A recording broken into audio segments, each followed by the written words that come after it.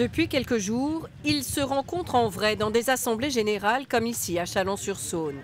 Des participants au mouvement Bloquons tout du 10 septembre se réunissent pour organiser les manifestations contre la politique de l'exécutif. J'ai envie qu'il se passe quelque chose le 10, j'ai envie que le 10 ça bouge. Le mouvement né sur les réseaux sociaux au début de l'été a pris de l'ampleur à la mi-juillet, quelques jours après la conférence de presse du Premier ministre sur le budget. Selon cet institut spécialisé dans le suivi des réseaux sociaux, une mesure semble avoir cristallisé la colère, la suppression de 2 jours fériés.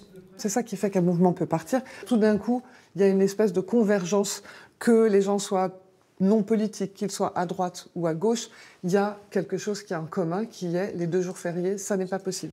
Sur le marché de Saint-Marcellin, des jeunes, des plus âgés, des anciens gilets jaunes expliquent les raisons de la contestation avec un objectif, une mobilisation d'ampleur. J'ai pas encore tout compris, c'est pour ça que je vais bien me renseigner avant le 10, mais j'y participerai en tout cas. Le 10 est un début, on veut changer les choses, on veut pas des miettes, hein, on veut renverser la table. Certains hésitent encore à rejoindre la contestation. Je pense qu'il faut peut-être attendre le vote de confiance et voir la suite.